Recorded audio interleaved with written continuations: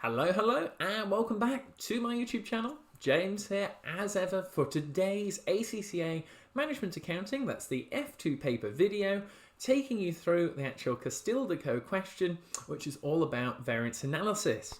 Now, if this is the first time you've ever clicked on one of my videos, hello. My name is James. I'm an ACCA qualified member and tutor from the UK, and on my channel I help our ACCA students around the world pass their examinations for free. So if that is of interest to you, and I'm assuming it is because you clicked it on this video, be sure to hit that subscribe button below so you get access to all my free materials. Because on the channel, if you've not watched a video before, I dedicate all my videos to requests from students to help them pass, and today is no different. So LKK, as you can see in the screen, thank you so much for your comment on a previous video wanting some more ACCA F2 CBE practice questions, and as you can see, other students have hopped on the comments as well going, please James, more videos for me on this as well. You're in safe hands. This question is a really good one, so make sure you stay to the end, get a pen and paper on there. It's definitely going to help you out to not make any silly mistakes. The video is going to go into a bit of depth to actually walk and talk you through all the little insights. So if you have any questions or you've got any feedback on the video, what you think of it, I don't really do many of these sort of videos. So let me know in the comments. And as ever, thank you so much for all the support for the channel. It means so much. So as ever, if you would mind just giving it a massive like and thumbs up on the video below, I'd really appreciate it. It means that more students get to see the videos and benefit from them as well. Now, if you'd like access to the question, as you can see, it's in section B, number 37. I've left the link so you can access it, along with all the core text to help you pass this exam below in the description of this video. It's going to take you onto ACCA's website. Just click the specimen exam and MTQ part there, and then go over to 37, have a go at it yourself, come back to this video, watch it to the end, and take down some notes, as we said, because they could be the difference in getting you that pass and over the line on here. But as ever, it's a case of what would I be thinking if I got this question in the examination and I was in your shoes? How can I help you out to walk and talk it through with my expensive calculator on the screen as well from our zero budget channel? So coming on to the actual scenario analysis, like if I was doing the exam on here, first of all, I'm going, right, we've got Castile-Deco, and I'm not even looking at any of these figures yet. I can see we've got the standard cost, we've got the actual and budgeted activity. I just want to go down to see how far it goes down. So we've got 3 tasks on there. One where we need to have 2 different options as we look on there. We've got one about standard costs as well. We've got some variances. Okay, adverse and favourable. We've got contribution. Let's just have a look on these on here. So fixed overheads, sales variance. Okay, and other things to pick up on here is, look, we've got to actually physically put in some figures on here. But notice as well, just for your notes, it's not rounded to the nearest 1,000. So we have to put in the full figure on there. Coming up to task 1, we've been given some actual cells on there. So as you can see, I'm thinking now C9, B13. There you go, ABC, all the way down to 13. So really, we're going to have to get a bit of background to actually what's going on here. And Castile-Deco manufactures toy robots. The company operates a standard marginal costing system and values inventory at standard cost. Brilliant. So what I'm thinking there is, straight away, that the following is an extract of a partly completed spreadsheet for calculating variances. Now, first thing for your notes that I always think about when I see this type of question is what is in bold on here, because that is what the examiner is wanting you to focus on, because then it goes a bold title, key information, bold title, key information. So you've got the standard cost up there for the toy robot, the actual cost per toy robot.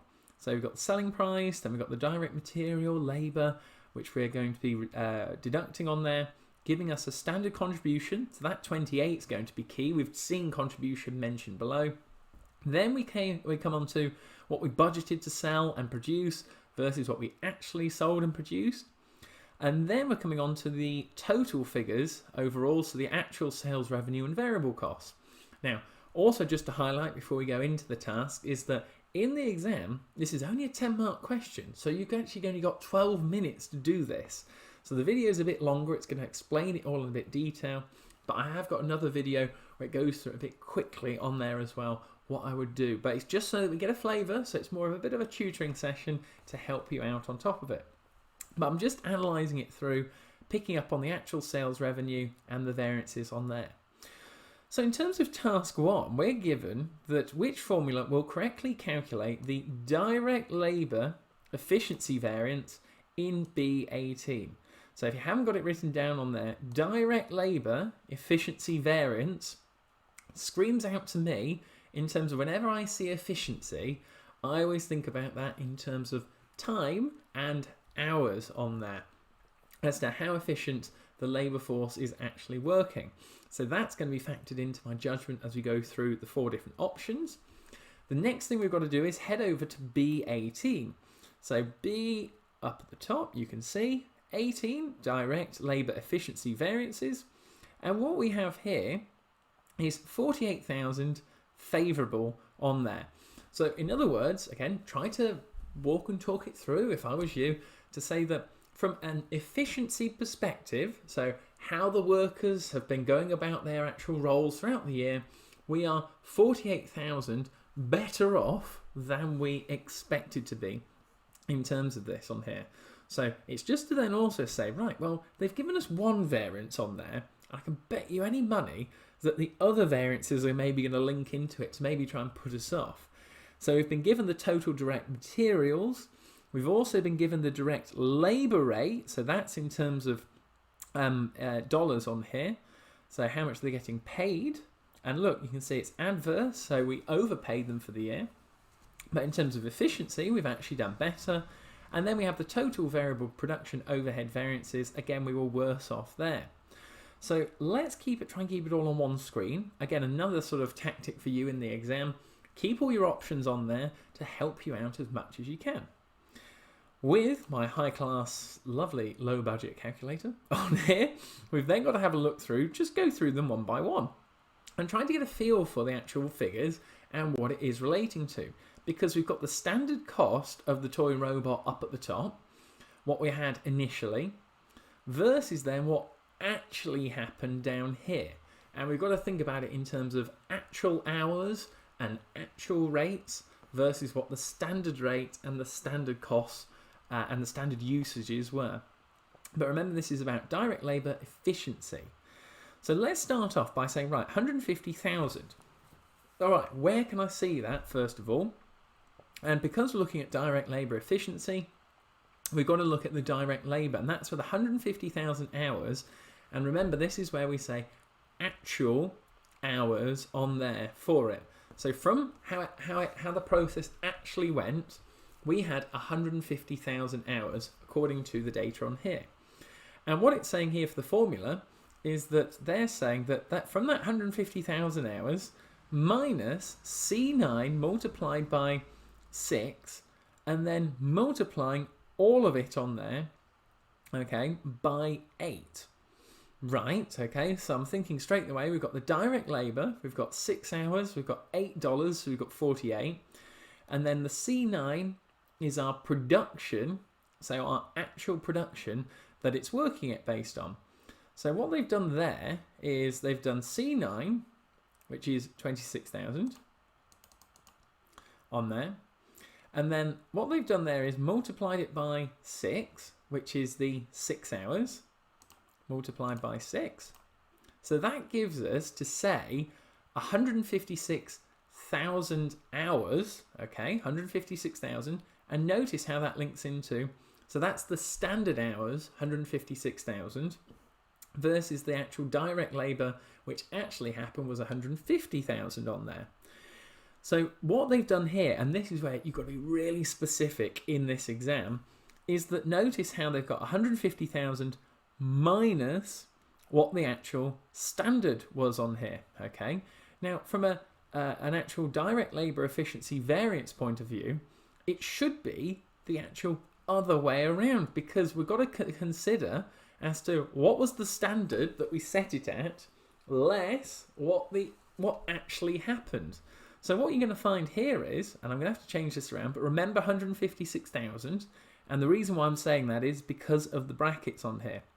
So through BODMAS, we have to do those brackets first and then multiply by 8 at the end. So let me just pull it up on here. So we've got 150,000 minus 156,000. So that gives us minus 6,000, which we then times by the 8. And that gives us minus, so adverse, 48,000. However, we're told for B18 that it's 48,000 favourable on there. So what that tells me is it's got it right, but we've just got the figures the wrong way round on there. So that gives you an automatic clue to say, right, where can I see the 150,000 with the other factors on here the other way around? So automatically you should be saying to me on the screen, James, check out that third one down there. Well, let's head to it. So we've got the C9, and I'm just going to pull it on the calculator so you can work it through. So you've got the C9 times by C4, C9, 26,000, multiplied by C4 for the 48. So what they've done there is they've just combined it into the cell. Previously, we did it by actual $8 and the 6 hours. So C9 times by C4. So let me do that on here. So we've got 48 multiplied on there by C9, 26,000.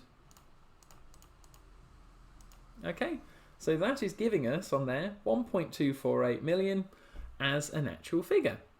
And then what we're saying there is, okay, now we're going to say we've got 150,000 from the actual hours that went ahead, multiplying it by the rate on there. So we're taking into account all of the factors on here. So let's take it as the 150,000, so 1.248. I can't put it in brackets annoyingly on here, but we'll do it.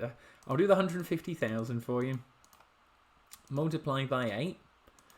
There's your 1.2 million. So what it's saying there is 1.248 million. So 1.248 million minus your 1.2 million gives us 48,000 favourable on there, which is our direct labour efficiency variance. It's taken into account now what the actual standard cost hours were, then the actual the actual hours of the 150,000, and we've now quantified it in terms of dollars, like we've got on here, of 48,000 favourable. So my guess at the moment is, not guess, we've worked it out, but the third one on here. But now you've got to say to yourself, well, what else have we got on here as the other options that it could be? So, or to actually take them out into account that they're not the right ones. So B13 is the next one. So B13 is this figure here, and this is what is the actual direct labour was. So that's saying what was the actual final cost for the direct labour, taking out of account, so we factor in those 6 hours and the $8 per hour for the standard, but then the bottom line at the end of the year, how much did it come to? Well, let's work it through on there. So C9 versus C4. So C4 for the direct labour versus the actual production on there. So C9 versus C4, so 48 multiplied by the 26,000 equals. So as you can see on there, we've got 1.248 again. So that was the 48 multiplied by the actual 26,000. And then so you got 1.248. Then we've got the actual B13, so 1221. I'm going to have to do it on here because then it will keep it on there. So there you go. So that's an actual 27,000 on there, which is not the figure that we are looking for the 48,000. That is looking at the actual direct labour variance from the total that were given. And it's going to be the same thing for the actual opposite way around. It's got the exact same figures, just the other way around. So it's not going to be taking into account the factors that we're looking for. So hence, the third one, as you can see on there, has to be right. the top one was correct in terms of how it was worded, but it gave us an adverse answer, not a actual favourable one on there. So you can see I'm just trying to walk and talk it through, taking into account all the different factors on there for you, and then so that you don't make any silly mistakes, we pick up on all those marks. Now, coming on to task 2. And first of all, I know what you're thinking. Oh, good grief, James, there's quite a lot on here. Just break it down, just go through it nice and easy. And always, when you see 6 marks, there's going to be easy marks on there. So let's pick up on them as we go through. But just read it through to yourselves. So Castile & Co uses a standard cost operating statement to reconcile budgeted contribution with actual contribution. A standard cost operating statement for month 1 is given below with some information missing. Okay, so we've got this, a standard cost operating statement. You can see it up at the top. We've got to complete the reconciliation for the standard cost operating statement for month 1 as shown below on here. So we had a look at these earlier on. We've got a few little pull downs for you on here. At the end of the day, we've got, so basically it's saying here, we've got the budgeted contribution right up at the top. Then we've got the actual contribution at the bottom with our various adverse and favourable effects from the different variances as we've gone through that we're going to have to put in. Now, on here we've got one where we've got from 3 different options. We'll come on to that later on, because you've got to say to yourself, right, James, where are the easy marks on here? Well, the easy marks are found from just picking out the one that we already know. So you think to yourself, sales price variance. Just think to yourself, right, sales price variance, what did we say we were going to sell versus what we actually sold on there? So if we head back up to the data on here, and remember we're looking at the actual sales now on here. So I'm just going to pull up the actual calculator, clear off that. Okay, so we've got, can you see on here now, we've got the actual sales revenue. So the total sales revenue was $3,066,880 on there. But what was the actual standard cost on there that we actually budgeted to actually go through on here? So, oh, actually, no, hang on, not budgeted. We want the actual one, don't we? So I'm just coming back on here. Yeah, so we want the sales price variance on there for what actually happened. Because remember, that 3.6680 on there for the sales is what actually happened. So we need the actual sales figure. So I'm going to do it on the screen. 25,600 multiplied by the sales price of 120. So that's what we thought was going to happen as the actual sales figures, but we know, and I'm going to minus it on here, that what we actually had was 3,066,880. So it was less than we were expecting by $5,120. So that is our first one to put in straight away. And just be careful, 5120, they want the actual figures, and it is adverse on there. So that is where the first one we've got straight in the bag, nice and easy, 2.5 marks for that as well. But just reading it through as you're going through it to say, right, what is it actually going to link into? Because that 5120 is going to fall into that total figure there once we calculate it all through. Now the next thing to say is, well, what are the other factors we've got around here? What clues have I got to say, well, what of these 3 options am I going to pick? Well, the first thing is that we've got budgeted contribution on here, and then that's linked to standard contribution on actual sales. And you've got to say, well, if I'm going to get to from the budgeted contribution to the actual sales, I've got to be taking into account the volume there, so that how much did we actually sell linked to the contribution is then going to give us a total figure for it. It's not going to be anything linked to overheads on there. It's not going to be linked to total sales variance as well, because that's what we've got at the bottom on there. So, well, we've got to say to ourselves, well, it's going to be and there it is, there's the key word. It's not linked to overheads because that is an expense on there. So it's going to be the sales volume variance. And then you've got to say to yourself, right, let's head up to the actual figures on here to say, well, what did we actually have? And this is where you just got to be careful. Can you see on the little lines there as to what did we actually have versus what did we definitely have on here? So the budgeted contribution was 700,000. So what I need to be working out then is to say, well, what actually happened on here for it? So we need to go back up to and work out on here what actually happened from a sales to contribution factor. So we got the sales, what actually happened, and there is our contribution. So let me just pull up the calculator. I'm doing my best to go from one to the other and explain it.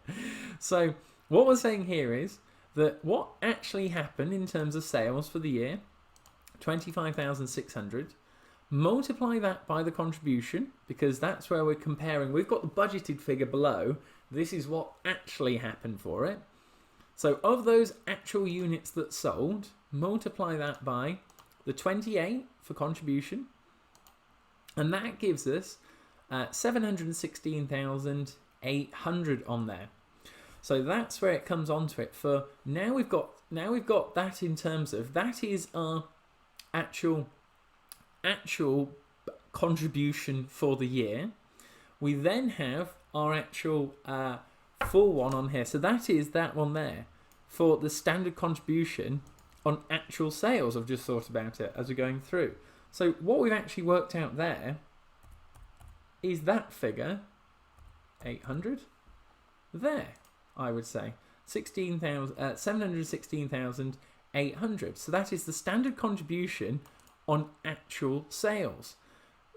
Make yourself life easier, James, on that. I'm trying to work it through top to bottom, but in this case it was actually easier to work it back to front on there.